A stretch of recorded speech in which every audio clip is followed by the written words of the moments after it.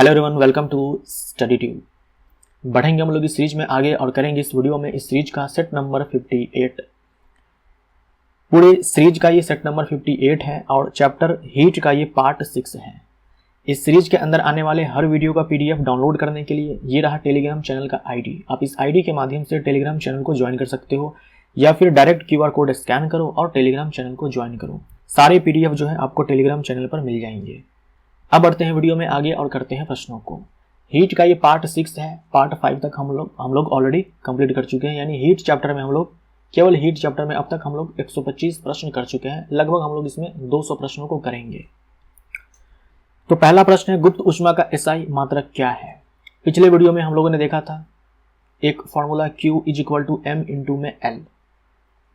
यहाँ जो L है ये LF हो सकता है, लेटेंट हीट ऑफ फ्यूजन, गलन की गुप्त ऊष्मा या फिर संलयन की गुप्त ऊष्मा, या फिर LV हो सकता है यानी कि वाष्पन की गुप्त ऊष्मा। ये जो L है यही लेटेंट हीट है, तो ये हो जाएगा L = Q/m। अब हमसे एसआई मात्रक पूछा है तो ये है ऊष्मा के लिए जूल एसआई मात्रक और मास के लिए किलोग्राम। तो जूल पर किलोग्राम ये एसआई मात्रक है लेटेंट हीट के लिए। लेटेंट हीट के लिए जूल पर किलोग्राम, सी हमारा राइट आंसर हो जाएगा। जूल पर किलोग्राम। जूल पर केल्विन ये किसका ऐसा मात्रक है? ऊष्माधारिता का। ऊष्माधारिता जिसे हम लोग हीट कैपेसिटी बोलते हैं। हीट कैपेसिटी बोलते हैं, इसी को थर्मल कैपेसिटी भी बोलते हैं। इसी को थर्मल कैपेसिटी भी बोलते हैं। ऊष्माधारिता हिंदी में बोलेंगे।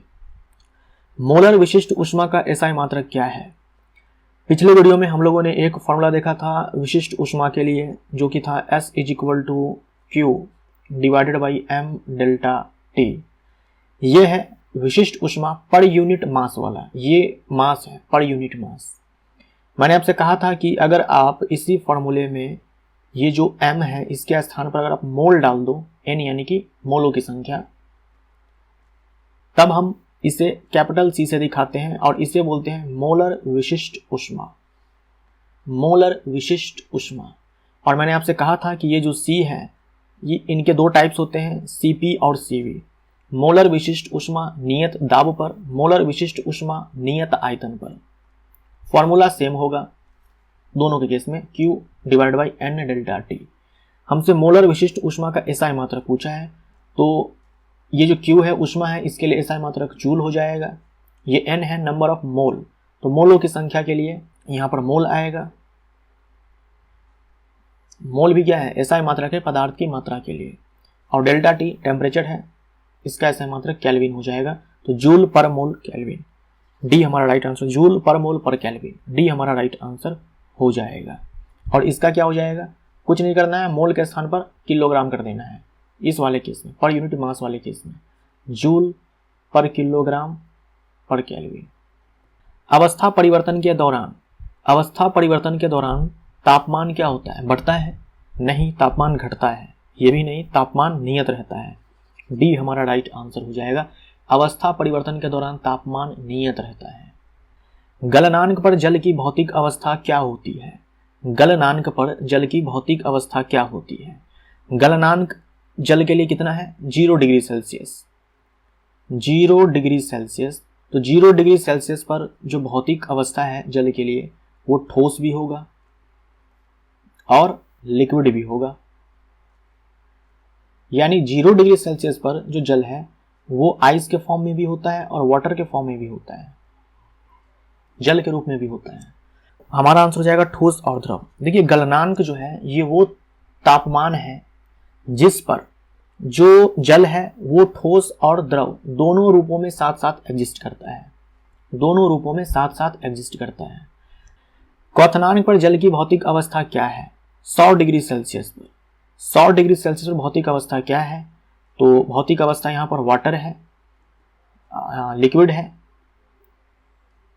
और बोल सकते हो कि गैस, यानी कि स्टीम के फॉर्म में, वेपर के फॉर्म में। 100 डिग्री सेल्सियस पर क्या होगा कि लिक्विड और गैस दोनों फॉर्म में एग्जिस्ट करेगा जल। तो हमारा आंसर द्रव और वाष्प यहाँ पर हो जाएगा। बी हमारा यहाँ पर राइट आंसर हो जाएगा। ये सारे पॉइंट्स जो है इंपॉर्टेंट हैं। ठीक है। क्वथनांक पर 100 डिग्री सेल्सियस पर जो है जल जो है द्रव के रूप में भी होगा और गैस के रूप में भी होगा। वहीं मान लीजिए अगर मैं ये बोलूँ कि 110 डिग्री सेल्सियस पर बताओ क्या होगा, तो केवल हम लोग वेपर बोलेंगे, केवल वेपर बोलेंगे। लेकिन 100 डिग्री सेल्सियस पर हम लोग वाटर भी बोलेंगे और वेपर भी बोलेंगे, क्योंकि ये टेम्परेचर क्वथनांक है। जब तक पूरा वाटर वेपर में कन्वर्ट नहीं होगा तब तक ये टेम्परेचर 100 डिग्री सेल्सियस ही रहेगा। जब तक पूरा वाटर वेपर में कन्वर्ट नहीं होगा तब तक ये 100 डिग्री सेल्सियस ही टेम्परेचर रहेगा। इसीलिए हम लोग बोलते हैं कि वाटर भी होगा वेपर भी होगा। जब पूरा वाटर वेपर में कन्वर्ट हो जाएगा तब ये टेम्परेचर 100 डिग्री सेल्सियस नहीं रहेगा, ज़्यादा हो जाएगा अगर हम कंटिन्यूअस हीट कर रहे हैं तो। ऊष्मा का सर्वश्रेष्ठ चालक कौन है, सबसे बढ़िया चालक कौन है, सबसे अच्छा चालक कौन है, तो ये है चांदी। चांदी ऊष्मा और विद्युत दोनों के लिए सर्वश्रेष्ठ चालक होता है। विशिष्ट ऊष्मा के मापन में किस यंत्र का उपयोग किया जाता है? विशिष्ट ऊष्मा मापने के लिए किस यंत्र का उपयोग किया जाता है? ये याद रखिएगा, कैलोरीमीटर होता है, कैलोरीमीटर। निम्न में से किसकी विशिष्ट ऊष्मा अधिकतम होती है? निम्न में से किसकी विशिष्ट ऊष्मा अधिकतम होती है? तो ये है पानी।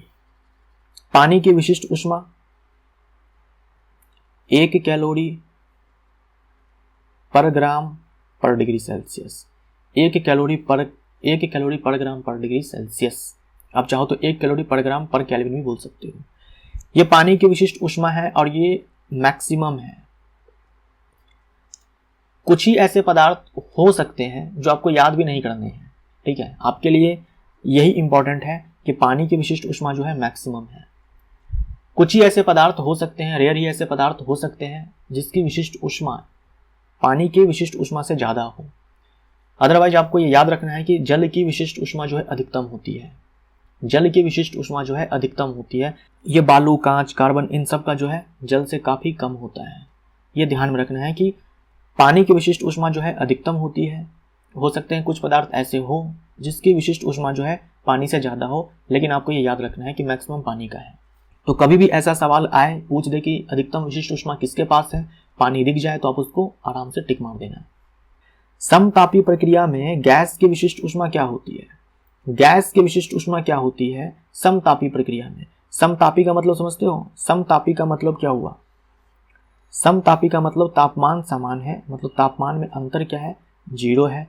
और विशिष्ट ऊष्मा के लिए हम लोग फॉर्मूला जानते हैं, Q divided by m delta T। तो अगर आप डेल्टा T 0 डाल दो यहाँ पर तो क्या हो जाएगा? ये इनफाइनाइट हो जाएगा ना। अगर हम इसके स्थान पर 0 डाल दें तो ये इनफाइनाइट हो जाएगा, अनंत हो जाएगा। तो अनंत हमारा आंसर हो जाएगा। तो ये जो फॉर्मूला है ना, ये आपको ध्यान में रखना है, ms डेल्टा T। याद आपको ये रखना है। यहीं से जो है हम ये लिख सकते हैं। निम्न में से कौन सा एक गलत कथन है? एक गलत कथन है, वो कौन सा है? गुप्त ऊष्मा पदार्थ के द्रव्यमान पर निर्भर करती है। गुप्त ऊष्मा जो है, लेटेंट हीट जो है, पदार्थ के द्रव्यमान पर निर्भर करती है, गलत हो जाएगा। तो ये हमारा आंसर है। Latent heat of fusion ice के लिए कितना बोलते हैं हम लोग? 80 कैलोरी पर ग्राम। और लेटेंट हीट ऑफ वेपराइजेशन, वाष्पन की गुप्त ऊष्मा जल के लिए, वाटर के लिए हम लोग बोलते हैं 540 कैलोरी पर ग्राम। सोचो अगर द्रव्यमान के हिसाब से अगर ये चेंज हो जाता, ये जो मान है अगर द्रव्यमान के हिसाब से चेंज हो जाता, तो मैं आपसे क्यों कहता है कि इसको याद करके रखो। अलग अलग द्रव्यमान के लिए अलग अलग वैल्यू आता, तो याद करने की जरूरत ही नहीं थी। आपको याद इसीलिए ये मान करना है क्योंकि द्रव्यमान पर ये निर्भर जो है नहीं करता है। ये जो मान है ये द्रव्यमान पर निर्भर नहीं करता है, यानी गुप्त ऊष्मा जो है ये मास पर डिपेंड नहीं करती है। गुप्त ऊष्मा पदार्थ के द्रव्यमान पर निर्भर नहीं करती है, ये सही है। गुप्त ऊष्मा पदार्थ के प्रकृति पर निर्भर करती है। अलग अलग पदार्थ के लिए ये गुप्त ऊष्मा जो है अलग अलग हो जाएगी, तो ये तो सही है। हम पदार्थ चेंज करेंगे तो गुप्त ऊष्मा बदल जाएगी। गुप्त ऊष्मा से तापमान में परिवर्तन नहीं होता है। गुप्त ऊष्मा से तापमान में परिवर्तन नहीं होता है। गुप्त ऊष्मा से क्या होता है? अवस्था में परिवर्तन होता है, तापमान में परिवर्तन नहीं होता है। गुप्त ऊष्मा से अवस्था में परिवर्तन होता है, तापमान में परिवर्तन नहीं होता है, तो ये सही है। 120 ग्राम के शीशे के एक टुकड़े को 100 कैलोरी ऊष्मा दिया जाता है। इसके तापमान में वृद्धि ज्ञात कीजिए। शीशा की विशिष्ट ऊष्मा आपको यहाँ पर ये दिया गया है। देखो सवाल में आपको क्या सब दिया हुआ है। सवाल में आपको दिया गया है कि जो शीशा है उसका द्रव्यमान 120 ग्राम है। 120 ग्राम है, और जो Q है ये दिया गया है आपको 1000 कैलोरी, 1000 कैलोरी। इसके तापमान में वृद्धि ज्ञात कीजिए। डेल्टा टी बताइए कि क्या होगा। विशिष्ट ऊष्मा आपको यहाँ पर दी गई है, ये तो समझ में आ चुका होगा आपको कि यहाँ पर ये फॉर्मूला हमें इस्तेमाल करना है, ms डेल्टा टी। मैंने पिछले वीडियो में कहा था सारे जो यूनिट हैं, सारे जो वैल्यू हैं, आप उस यूनिट में पुट करेंगे जो यूनिट यहाँ पर आपको दी गई होगी विशिष्ट ऊष्मा के लिए। तो बनाते हैं यहाँ पर। यहाँ देखो जूल पर किलोग्राम पर कैलोरी है, जूल है, लेकिन हमें कैलोरी में यहाँ पर ऊष्मा दी गई है। तो हम क्या करेंगे, यहाँ पर ये 1000 है, इसमें 4.2 से मल्टीप्लाई करेंगे और इसको जूल में कन्वर्ट कर लेंगे।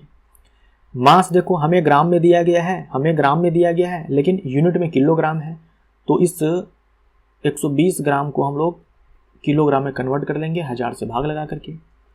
विशिष्ट ऊष्मा का मान हम यहाँ से डालेंगे 0.13 इंटू 10⁻3, और डेल्टा टी का मान हमें चाहिए। आप इन सारे को सॉल्व करो, बनाओ। बनाने के बाद डेल्टा टी का जो मान है वो 269.2 केल्विन आएगा। आप चाहो तो यहाँ पर इसको 269.2 डिग्री सेल्सियस भी बोल सकते हो, क्योंकि तापमान में अंतर है जिसका मान जो है डिग्री सेल्सियस और केल्विन में बराबर ही होता है। तो ए हमारा यहाँ पर आंसर हो जाएगा। सॉल्व करके देखिए, ये आंसर आपको मिलेगा। यहाँ पर इस 1000 से इस 10 क्यूब को आप काट सकते हो। 150 ग्राम का एक पदार्थ जब 1500 जूल ऊष्मा का उत्सर्जन करता है तब ठंडा होकर इसका ताप 140 डिग्री से 80 डिग्री सेल्सियस रह जाता है। पदार्थ की विशिष्ट ऊष्मा कितनी है। यहाँ भी देखो द्रव्यमान है, ऊष्मा है, तापमान में अंतर की बात की गई है, और पदार्थ की विशिष्ट ऊष्मा कितनी है ये पूछा गया है।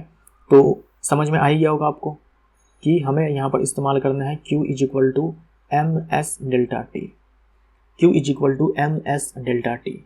अब देखो एक चीज यहाँ पर, पहले जब भी इस तरह का सवाल आए तो जरा सा पहले आप ऑप्शन को चेक कर लेना, ठीक है। ऑप्शन को चेक कर लेना। हमसे विशिष्ट ऊष्मा यहाँ पर पूछा गया है। विशिष्ट ऊष्मा के लिए आप यूनिट जानते हो कि क्या होता है, जूल पर किलोग्राम पर केल्विन ये होता है, या फिर कैलोरी पर ग्राम पर डिग्री सेल्सियस, इस टाइप का होता है। कहने का मतलब आपको विशिष्ट ऊष्मा का जो एसआई मात्रक है या फिर मात्रक जो है वो आपको याद है। तब आप क्या कर सकते हो, ऑप्शन को देखो, यहाँ पर किलोग्राम दिया हुआ है जो कि विशिष्ट ऊष्मा का एसआई मात्रक तो नहीं है, या फिर कोई भी मात्रक तो नहीं है, तो ये ऑप्शन हमारा कट जाएगा। यहाँ पर जूल पर केल्विन दिया हुआ है, ये भी नहीं है, ये ऑप्शन कट जाएगा। यहाँ पर जूल पर किलोग्राम दिया हुआ है, ये ऑप्शन भी कट जाएगा। मतलब हमारा आंसर यहाँ पर सी हो जाएगा। तो बनाने की आवश्यकता भी नहीं है, मैं आपको यहाँ पर बना करके दिखा रहा हूँ क्योंकि आपको तो यहाँ पर सीखना है ना। लेकिन ऐसे आप ध्यान में रखना, एग्जाम में आपसे ऐसे सवाल पूछा जाता है, यूनिट अलग कर देगा तो कुछ ऑप्शन जो है आपके डिलीट हो जाएंगे, तो इससे आंसर सही होने के चांसेस बढ़ जाते हैं। Q का मान देखो यहाँ पर क्या है, 1500 जूल, तो चलो 1500 जूल हो जाएगा। M का मान क्या है यहाँ पर 150 ग्राम, तो हम यहाँ पर 150 डालेंगे। S हमें चाहिए, डेल्टा टी कितना हो जाएगा, 140 में से 80 घटा दो तो हो जाएगा 60, ये 60 हो जाएगा। यहाँ से आप S निकालो, यहाँ से जो आप S निकालेंगे ऐसे, ये 1500 बटे में 150 और गुने में 60, ये आएगा आपका, ये 10 हो जाएगा, ये 1/6। अब ये जो 1/6 आया इसका यूनिट क्या होगा, जूल, क्योंकि हमने ऊष्मा का जो मान है जूल में डाला था, जूल पर ग्राम, जूल पर ग्राम पर डिग्री सेल्सियस या फिर पर केल्विन आप बोल सकते हो। लेकिन यहाँ पर देखो किलोग्राम दिया हुआ है, किलोग्राम, तो हम क्या करेंगे, यहाँ पर ग्राम को किलोग्राम में चेंज करेंगे। ग्राम को किलोग्राम में जब हम चेंज करेंगे तो ये हो जाएगा हमारा 1.66 इंटू 10⁻10 का स्क्वायर, यहाँ पर हो जाएगा जूल पर किलोग्राम पर केल्विन, ठीक है। 20 ग्राम जल का ताप 30 डिग्री सेल्सियस से 80 डिग्री सेल्सियस तक बढ़ाने के लिए आवश्यक ऊष्मा कितनी होगी, आवश्यक ऊष्मा कितनी होगी। तो Q = ms delta T. M का मान जो है 20 है, S का मान क्या होता है, S का मान क्या होता है, S यानी कि विशिष्ट ऊष्मा जल के लिए 1 कैलोरी पर ग्राम पर डिग्री सेल्सियस। जो हम यहाँ पर वैल्यू पुट कर रहे हैं वो है 1 कैलोरी पर ग्राम पर डिग्री सेल्सियस। डेल्टा टी हो जाएगा 80 माइनस 30, ज़्यादा में से कम घटाना है तो ये 50 हो जाएगा। यहाँ पर जो मान आया 100 1000, ये 1000 कैलोरी आया, 1000 कैलोरी आया। 1000 कैलोरी हमारे पास आंसर नहीं है। 1000 कैलोरी क्यों है, कैलोरी में क्यों आया, क्योंकि हमने यहाँ पर विशिष्ट ऊष्मा का मान जो है कैलोरी में डाला था। तो हम क्या करेंगे, इसको जूल में कन्वर्ट करके देखते हैं। तो 4.2 से मल्टीप्लाई करेंगे तो ये हो जाएगा हमारा 4200 जूल। 4200 जूल आंसर में है, तो ये हमारा आंसर हो जाएगा। 30 ग्राम जल का ताप 25 डिग्री सेल्सियस से 100 डिग्री सेल्सियस तक बढ़ाने के लिए आवश्यक ऊष्मा कितनी होगी। तो ये भी कुछ वैसा ही सवाल है पिछले जैसा। Q = ms delta T. m जो है ये 30 ग्राम है, s का मान 1 कैलोरी पर ग्राम पर केल्विन है, इनटू में डेल्टा टी कितना हो जाएगा, 100 में से 25 घटाओ तो ये 75 हो जाएगा। और ये है हमारा डिग्री सेल्सियस या फिर केल्विन बोल सकते हो, डिग्री सेल्सियस या फिर केल्विन बोल सकते हो, क्योंकि मैंने यहाँ पर केल्विन लिख दिया हुआ है तो यहाँ पर केल्विन लिख दो। अब देखो ग्राम से ग्राम खत्म हो जाता है, केल्विन से केल्विन खत्म हो जाता है, बचता केवल कैलोरी है। तो 30 गुने में 75, 30 गुने में 75 कितना हो जाएगा, 3 × 5 = 15, 3 × 7 = 21 और एक हासिल है 22, तो 2250 कैलोरी, 2250 कैलोरी ये हमारा आंसर हो जाएगा। 100 डिग्री सेल्सियस पर 30 ग्राम जल को वाष्प में बदलने के लिए आवश्यक ऊष्मा कितनी होगी। देखो आपके पास क्या है कि ये वाटर है जो कि 100 डिग्री सेल्सियस पर है, वाटर है 100 डिग्री सेल्सियस पर है, इसको कन्वर्ट कर देना है वेपर पर, वेपर में कन्वर्ट कर देना है।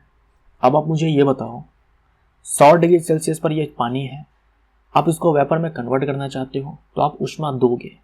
यही सवाल में आपसे पूछा गया कि भाई कितना ऊष्मा दोगे। जब आप ऊष्मा देंगे तो क्या टेम्परेचर बढ़ेगा या फिर सीधा वेपर में कन्वर्ट हो जाएगा। जब आप ऊष्मा दोगे तो क्या टेम्परेचर 100 डिग्री सेल्सियस से ज़्यादा होगा या फिर क्या होगा कि ये 100 डिग्री सेल्सियस पर ही क्या होगा कि पूरा पानी भाप में बदल जाएगा। सोचो, देखिए पानी जो है पहले ही अपने क्वथनांक पर है, तब हम ऊष्मा देंगे तब ये पानी जो है भाप में बदलना सीधा शुरू कर देगा, ये भाप में बदलना जो है शुरू कर देगा, टेम्परेचर नहीं बढ़ेगा। जब तक ये पूरा 30 ग्राम पानी जो है ये 30 ग्राम भाप में नहीं बदल जाता तब तक टेम्परेचर 100 डिग्री सेल्सियस ही रहेगा, चेंज नहीं होगा। हाँ, मान लीजिए पानी अगर 50 डिग्री सेल्सियस पर होता, 100 डिग्री सेल्सियस से नीचे किसी भी तापमान पर होता, तब क्या होता, पहले ये अपने क्वथनांक पर आता तब जाकर के ये वेपर में ऐसे कन्वर्ट होता।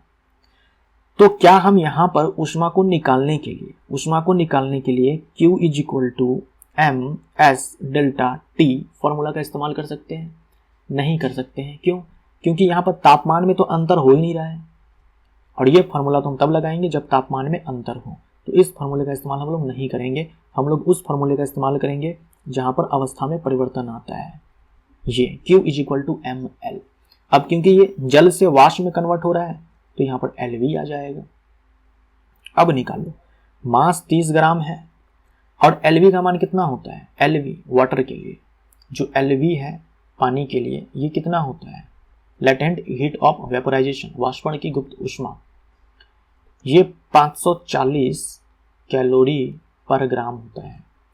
तो ये 30 ग्राम है और ये 540 कैलोरी पर ग्राम हो जाएगा, ग्राम से ग्राम खत्म हो जाएगा। तो ये हो जाएगा हमारा 3 चौके 12, 3 × 5 = 15 और 1 16 और 2 0 16,200 कैलोरी। ये बहुत ही ज़्यादा इंपॉर्टेंट पॉइंट है कि कब हम इस फॉर्मूले का इस्तेमाल करेंगे और कब हम इस फॉर्मूले का इस्तेमाल करेंगे। पानी पहले से अपने क्वथनांक पर था, उसके बाद हम लोग हीट देंगे तब इसका टेम्परेचर नहीं बढ़ेगा जब तक कि ये पूरा पानी जो है भाप में कन्वर्ट नहीं हो जाएगा। अगर पानी 100 डिग्री सेल्सियस से नीचे के ताप पर होता तो पहले ये 100 डिग्री सेल्सियस पर आता, उसके बाद भाप में बदलता। ये सब क्लियर हो जाएगा आज की इस वीडियो में।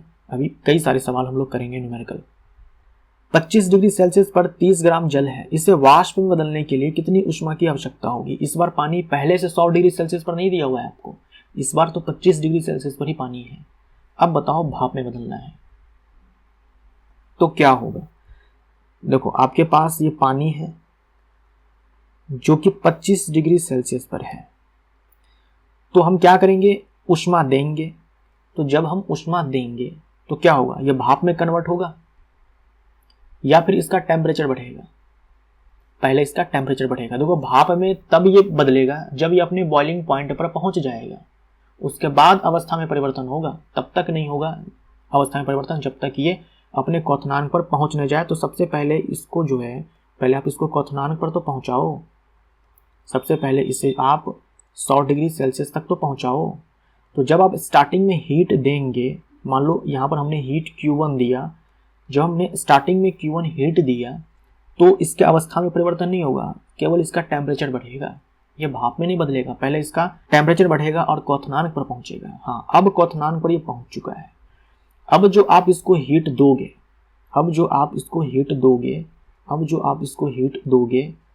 मान लो Q2 दिया, तब जाकर के क्या होगा, ये वेपर में कन्वर्ट होगा और टेम्परेचर जो है 100 डिग्री सेल्सियस ही रहेगा जब तक कि पूरा पानी भाप में बदल न जाए। तो यहाँ पर देखो इस वाले केस में 25 से 100 में गया, तो यहाँ पर फॉर्मूला का इस्तेमाल हम लोग करेंगे MS डेल्टा T। क्यों? क्योंकि यहाँ पर तापमान में परिवर्तन हो रहा है, अवस्था में परिवर्तन नहीं हो रहा है। यहाँ भी पानी है, यहाँ भी पानी है। ध्यान से देखिएगा, ध्यान से सुनिएगा, ये बहुत ही ज़्यादा इंपॉर्टेंट है। M जो है हमारे पास 30 ग्राम है, तो ये 30 कर दिया। जल की विशिष्ट ऊष्मा 1 कैलोरी पर ग्राम पर डिग्री सेल्सियस, तो ये 1 हो जाएगा। डेल्टा T कितना हो जाएगा, 100 में से 25 घटा दो तो 75 हो जाएगा। तो यहाँ पर लिखता हूँ मैं, ये हो जाएगा हमारा कितना, 3 × 5 = 15, 3 × 7 = 21 और 2250 कैलोरी। क्या ये आंसर होगा हमारा 2250 कैलोरी? नहीं, ये तो बस Q1 निकला है।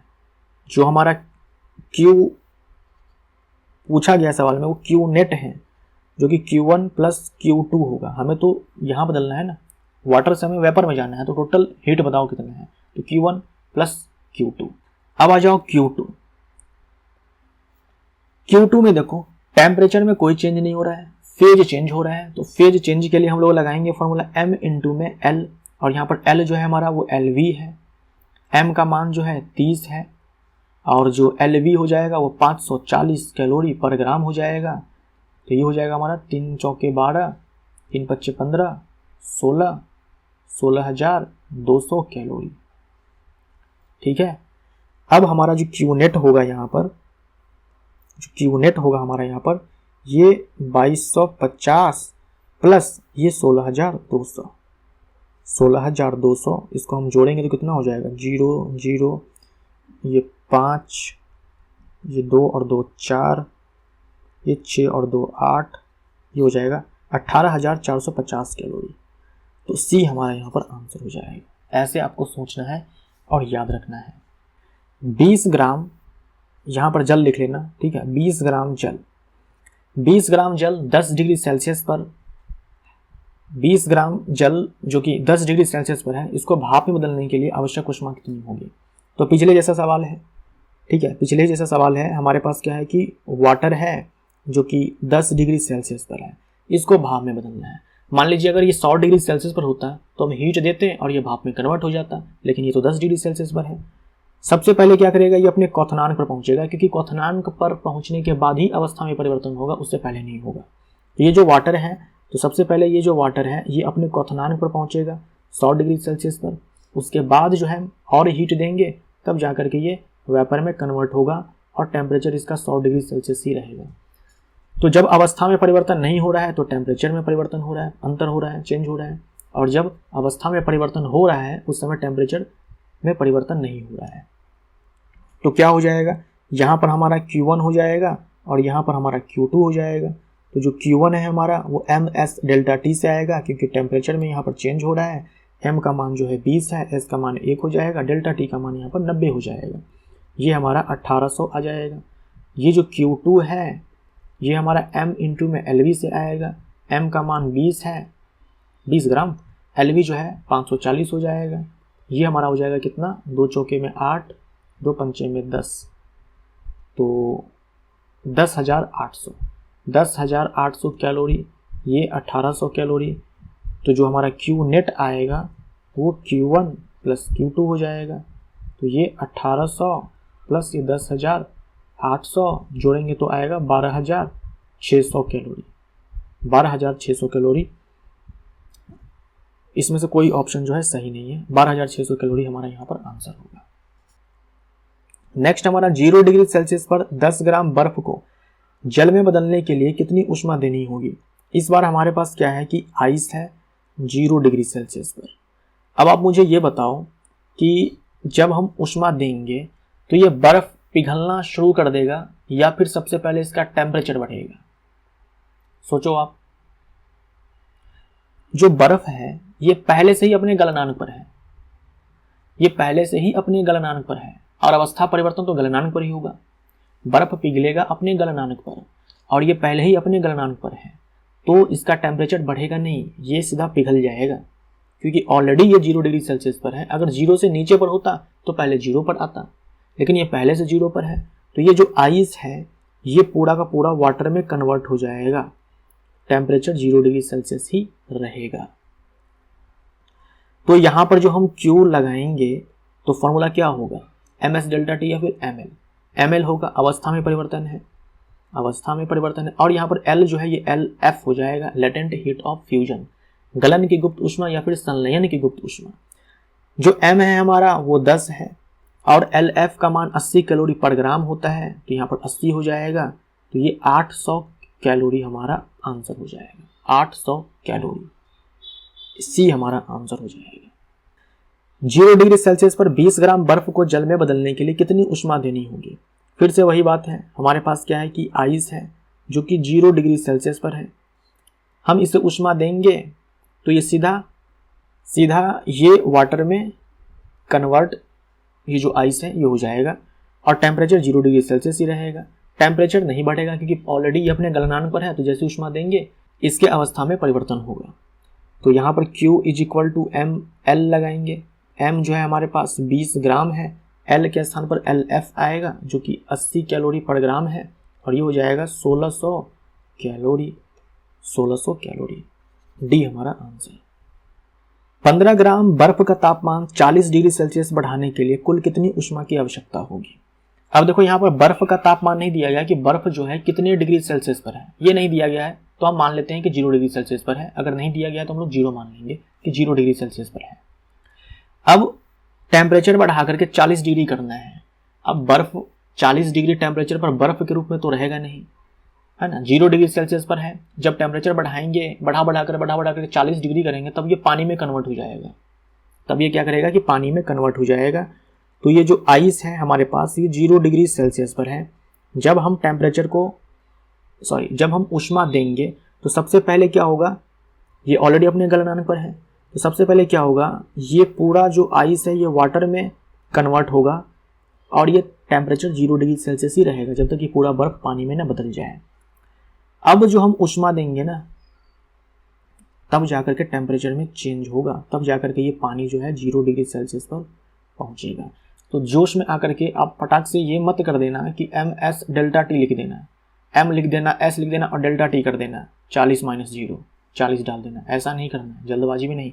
ये जो मैं लिख रहा हूँ ना ऐसे आप जरूर लिख लेना, इससे चांसेस जो है गलत होने के बहुत ही कम हो जाएंगे, मिनिमाइज हो जाएंगे, गलत नहीं होगा फिर आपसे अगर आप ऐसे लिखना सीख जाते हैं। तो बर्फ को हम जब ऊष्मा देंगे तो ऐसा नहीं होगा कि टेम्परेचर सीधे 40 डिग्री सेल्सियस भाग जाएगा, नहीं, पहले बर्फ पानी में बदलेगा, तब जाकर के ये पानी का टेम्परेचर बढ़ेगा। तो यहाँ पर मान लो हमने Q1 हीट दिया और यहाँ पर Q2 हीट दिया, तो जो Q1 है हमारा ये m × में LF हो जाएगा। m हमारा कितना है, 15 है, LF जो है हमारा ये 80 होता है, तो 15 × 8 = 120 हो जाएगा, 1200 कैलोरी। और यहाँ पर जो Q2 है ये हमारा ms डेल्टा टी हो जाएगा क्योंकि तापमान में परिवर्तन हो रहा है। ms डेल्टा टी, m का मान जो है 15 है, m का मान 15 है, s का मान 1 हो जाएगा, डेल्टा टी हो जाएगा 40 - 0, तो 15 चौके में 60, 15 चौके में 60, एक और 0 आएगा, कैलोरी। तो जो हमारा Q नेट हो जाएगा वो Q1 + Q2 हो जाएगा, तो ये 1200 + ये 600 यानी कि 1800 कैलोरी, सी हमारा आंसर हो जाएगा। 25 ग्राम बर्फ को जल में बदलने के लिए कुल आवश्यक ऊष्मा कितनी होगी। और जल जो है 100 डिग्री सेल्सियस तक पहुंचाना है जल को। तो फिर वही कॉन्सेप्ट हम लोग लगाएंगे। यहाँ पर बर्फ़ का टेम्परेचर नहीं दिया गया है तो हम लोग मान लेंगे कि 0 डिग्री सेल्सियस टेम्परेचर पर है। जब हम ऊष्मा देंगे तो ऐसा नहीं होगा कि टेम्परेचर बढ़ करके 100 डिग्री सेल्सियस हो जाएगा और ये पानी हो जाएगा, नहीं। सबसे पहले क्या होगा, ये जो आइस है ये पूरा का पूरा वाटर में कन्वर्ट होगा और टेम्परेचर इसका 0 डिग्री सेल्सियस ही रहेगा। ऑलरेडी गलनांक पर है तो सीधा फेज में चेंज होगा। हम हीट करते रहेंगे तब जाकर के फिर क्या होगा, ये वाटर पहुंचेगा 100 डिग्री सेल्सियस में। तो पिछले जैसा सवाल है, यहाँ पर जो हमारा Q1 है ये हो जाएगा हमारा Q1 is equal to M into में L। M का मान जो है इस बार 25 है और L हमारा 80 हो जाएगा। तो 25 8 में 200 होता है तो ये 2000 कैलोरी हो जाएगा। ये हमारा Q2 हो जाएगा। तो Q2 इज इक्वल टू हो जाएगा MS डेल्टा T। M का मान जो है हमारे पास 25 है, S का मान 1 है, डेल्टा T हो जाएगा 100 में से 0 गया तो 100, 0 नहीं 100। Q नेट हो जाएगा हमारा Q1 प्लस Q2, ये है 2000, ये है 2500, ये हो जाएगा हमारा 4500 कैलोरी। ये हमारा आंसर हो जाएगा। 10 ग्राम बर्फ को टेम्परेचर नहीं दिया गया बर्फ का, तो मतलब मान लेंगे कि 0 डिग्री सेल्सियस पर है। वाष्प में बदलने के लिए कुल आवश्यक ऊष्मा कितनी होगी। इस बार वाष्प दिया हुआ है और टेम्परेचर 100 डिग्री सेल्सियस है, ठीक है। वाष्प का टेम्परेचर 100 डिग्री सेल्सियस। तो फिर से हम लोग अपना जो तरीका है बनाने का वैसे पहले हम लोग लिख लेंगे। आइस जो है हमारे पास 0 डिग्री सेल्सियस पर है, अपने गलनांक पर है। तो जब हम ऊष्मा देंगे तो सबसे पहले ये आइस पूरा का पूरा पिघलेगा और वाटर में कन्वर्ट होगा। टेम्परेचर उस समय कांस्टेंट रहेगा। अब जो हम ऊष्मा देंगे तो क्या होगा, सोचो, अब जो हम ऊष्मा देंगे तो ये वाष्प में बदल जाएगा, ऐसा नहीं होगा। क्यों? वाष्प में तो तब बदलेगा जब ये अपने क्वथनांक पर पहुंचेगा। तो सबसे पहले इसे इसके क्वथनांक पर पहुंचाओ। सबसे पहले इसे इसके क्वथनांक पर पहुंचाओ। ये पहुंचा दिया क्वथनांक पर। अब जो हम टेम्परेचर बढ़ाएंगे, अब जो हम ऊष्मा देंगे तब जाकर के ये स्टीम में कन्वर्ट होगा, वेपर में कन्वर्ट होगा। टेम्परेचर इसका 100 डिग्री सेल्सियस ही रहेगा जब तक कि पूरा पानी भाप में न बदल जाए। अब ये रहा हमारा Q1, ये रहा हमारा Q2 और ये रहा हमारा Q3। Q1 कितना हो जाएगा, ml हो जाएगा। यहाँ पर ml, m का मान जो है हमारे पास 10 है, l यहाँ पर LF हो जाएगा तो ये 80 हो जाएगा। तो ये 800 कैलोरी हो जाएगा। Q2 बता दो कितना हो जाएगा, ms डेल्टा T है, m का मान जो है 10 है, s का मान 1 हो जाएगा और डेल्टा T यहाँ पर 100 है तो ये 1000 कैलोरी हो जाएगा।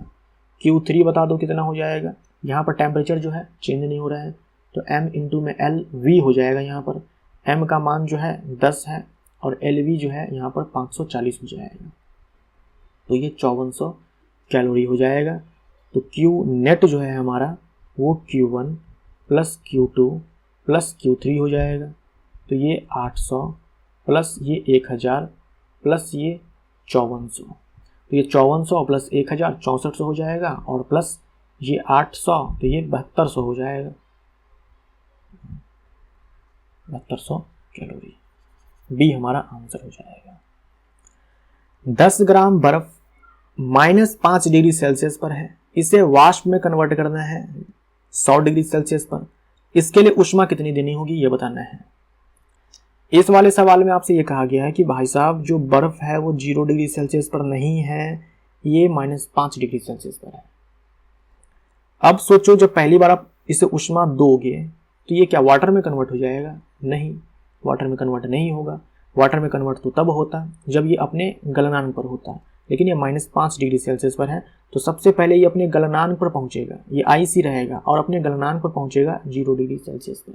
अब जो हम ऊष्मा देते रहेंगे तो ये जो आइस है ये अब जाकर के वाटर में कन्वर्ट होगा और टेम्परेचर इसका 0 डिग्री सेल्सियस ही रहेगा जब तक कि पूरा आइस वाटर में कन्वर्ट न हो जाए। अब ये वाटर जो है क्या वेपर में कन्वर्ट हो जाएगा यहाँ से ऊष्मा देंगे तो? नहीं, क्योंकि ये अपने क्वथनांक पर नहीं है। तो सबसे पहले ये जो वाटर है ये अपने क्वथनांक पर पहुंचेगा 100 डिग्री सेल्सियस पे। हाँ, अब जो आप ऊष्मा दोगे तब जाकर के ये वेपर में कन्वर्ट हो जाएगा, स्टीम में कन्वर्ट हो जाएगा, टेम्परेचर इसका 100 डिग्री सेल्सियस ही रहेगा। तो ये हमारा Q1 है, ये हमारा Q2 है, ये हमारा Q3 हो जाएगा और यहाँ पर हमारा Q4 हो जाएगा। Q1 कितना हो जाएगा बताओ? Q1 हो जाएगा हमारा ms डेल्टा T।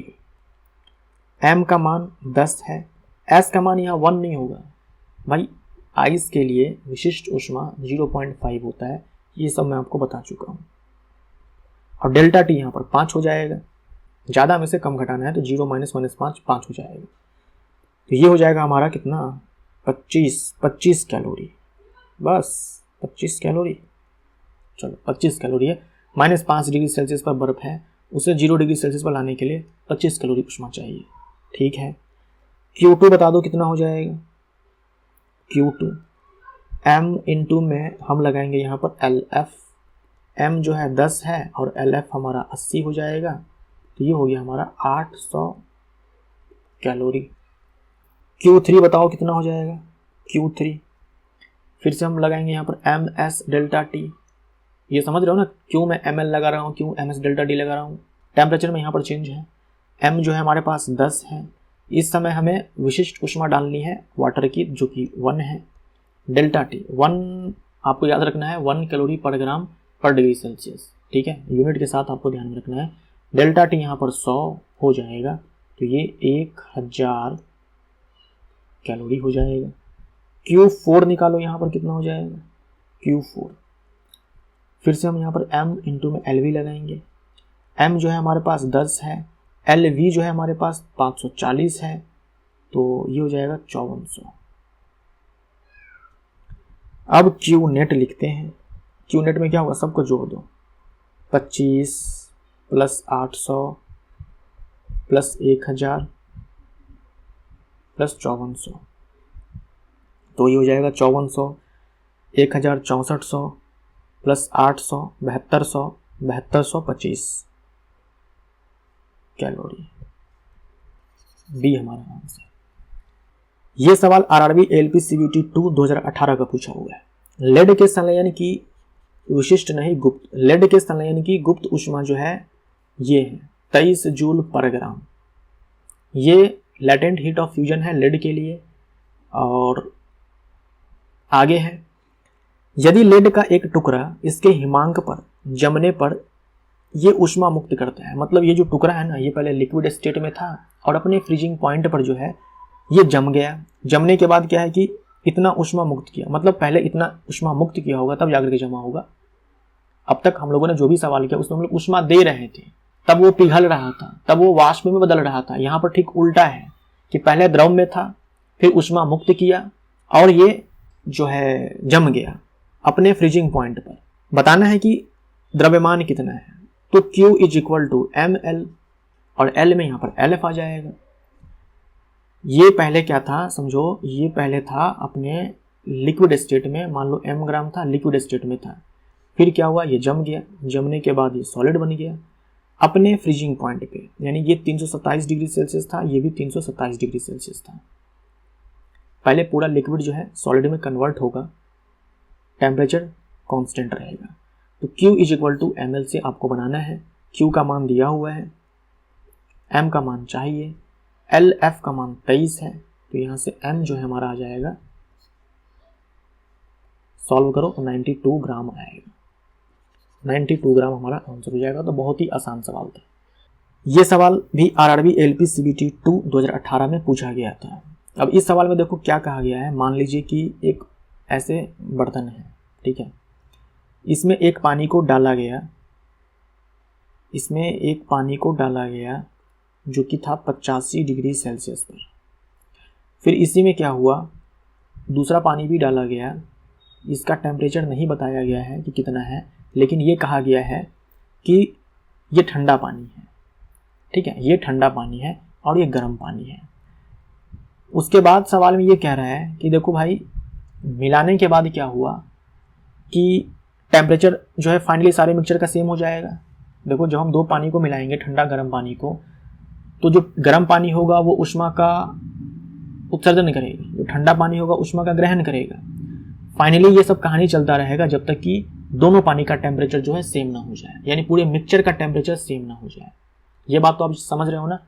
हीट का फ्लो तब तक होगा जब तक कि टेम्परेचर में डिफरेंस होगा, जब तक कि इन दोनों के टेम्परेचर में क्या होगा, डिफरेंस होगा। जब टेम्परेचर डिफरेंस समाप्त हो जाएगा तब ना तो कोई ऊष्मा लेगा ना ही कोई ऊष्मा देगा। टेम्परेचर जो है फाइनली एक फिक्स हो जाएगा। अब इसका टेम्परेचर फाइनली है कितना, हम कैसे लिखेंगे? तो सवाल में देखो हमसे ये कहा गया है कि जो ठंडा पानी है इसका टेम्परेचर 15 डिग्री सेल्सियस बढ़ जाता है। देखो 85 वाले का टेम्परेचर कम होगा क्योंकि ये गर्म था, ये ठंडा है तो इसका टेम्परेचर बढ़ेगा। सवाल में बोला है कि इसका टेम्परेचर जो है बढ़ करके T+15 डिग्री सेल्सियस हो गया है, यानी पूरे मिक्सचर का टेम्परेचर जो है T+15 डिग्री सेल्सियस है। T+15 डिग्री सेल्सियस पूरे मिक्सचर का टेम्परेचर हो चुका है। 85 वाले का भी T+15 हो गया और इस T वाले का भी T+15 हो गया। तो हमसे पूछा है कि भाई साहब ये T बताओ कि कितना है। ठंडे पानी का तापमान जो है, प्रारंभिक तापमान कितना था? इस वाले का प्रारंभिक तापमान 85 डिग्री सेल्सियस था, अब इतना हो चुका अंतिम। इस वाले का प्रारंभिक T था, अब इतना हो चुका है T+15, जो हमें सवाल में दिया गया है। तो ये है मिक्सिंग का सवाल। दो पानी को अलग अलग तापमान पर जब हम मिलाते हैं, मिलाने के बाद मिक्सचर का टेम्परेचर कितना होगा, इस टाइप का ये सवाल है। इसे हम लोग बोलते हैं मिक्सिंग। ठीक है, मिक्सिंग के ऊपर सवाल। तो आपको क्या करना है, ये फॉर्मूला ध्यान में रखना है। ये फॉर्मूला जो है आपको ध्यान में रखना है कि जो मिक्सचर का जो टेम्परेचर मिलेगा वो होगा M1T1 plus M2T2 divided by M1 plus M2। देखिए ये फॉर्मूला आप तभी इस्तेमाल करेंगे जब दो पानी को आपस में मिलाया जाए। बर्फ को और पानी को मिलाया जाए तब मत लगा देना। वैसे बहुत कम चांस है कि आपसे पूछा जाएगा कि बर्फ और पानी को मिक्स किया गया, क्योंकि वो थोड़ा ज़्यादा लेंदी हो जाता है। बर्फ पानी को मिलाना या फिर पानी भाप को मिलाना, तब फाइनल टेम्परेचर क्या होगा मिक्सचर का, ये सब थोड़ा लेंदी हो जाता है। तो या तो सवाल मिक्सिंग के ऊपर आएगा नहीं, या फिर आएगा तो दो पानी को आपस में मिक्स किया जाएगा, जिसके लिए आपको ये फॉर्मूला जो है ध्यान में रखना है। M1T1 plus M2T2 divide by M1 plus M2। सारे मान को पुट करो। अब देखो पानी के केस में लीटर बराबर केजी होता है, तो यहाँ पर हमें एक का दिया हुआ है 2.5 लीटर, तो हम 2.5 kg मान लेंगे, और एक का दिया हुआ है 4.5 लीटर, तो हम लोग 4.5 kg मान लेंगे। तो M1 हमारा 2.5 लीटर हो जाएगा, और T1 हमारा 85 है, M2 हमारा 4.5 लीटर हो जाएगा, और T2 हमारा कितना है, T है, T2 हमने यहाँ पर T माना हुआ है, ये T1 हो गया, अब ये T2 हो गया, डिवाइडेड बाई 2.5 प्लस 4.5, तो 4.5 ये हो जाएगा 7, 2.5 प्लस 4.5, और ये जो T मिक्सचर है ये हमारा है T+15। अब आप इसे सॉल्व कीजिए। ठीक है, सॉल्व जब आप करेंगे तो आपका जो T का मान निकल करके आएगा वो 43 डिग्री सेल्सियस आएगा। 43 डिग्री सेल्सियस आपका आंसर निकल करके आएगा। ठीक है, कॉन्सेप्ट क्या था, दो अलग अलग टेम्परेचर पर पानी था, उस दोनों को आपस में मिक्स किया गया। ठंडा वाला गर्म होगा, गर्म वाला ठंडा होगा, और फाइनली पूरे मिक्सचर का टेम्परेचर सेम हो जाएगा। पूरे मिक्सचर का टेम्परेचर जो है फाइनली क्या हो जाएगा, सेम हो जाएगा। तो सवाल में हमें दिया हुआ था कि जो ठंडा पानी था उसका टेम्परेचर बढ़ करके T+15 हो गया, मतलब जो फाइनल टेम्परेचर है वो T+15 है। T जो है प्रारंभिक तापमान है इस वाले वाटर का। तो ये फॉर्मूला आपको ध्यान में रखना है। तो यहाँ पर जाकर के हमारा सेट नंबर 58 जो है समाप्त होता है। यही न्यूमेरिकल है। हीट के अंदर जो एग्जाम में पूछे जाने के चांसेस काफ़ी ज़्यादा है। बाकी हीट चैप्टर के अंदर जो है न्यूमेरिकल जो है वैसे नहीं है जो आपके एग्जाम में पूछे जाए। कमेंट करके बताइए जो आज आपको बताया गया वो समझ में आया या नहीं आया। ठीक है, तो एक बार कमेंट करके आप हमें ज़रूर बताएं कि जो आज बताया गया है वो समझ में आया या नहीं आया। वीडियो अगर आपको अच्छा लगा हो तो वीडियो को लाइक ज़रूर करें। मिलते हैं अगले सेट में। Thank you so much.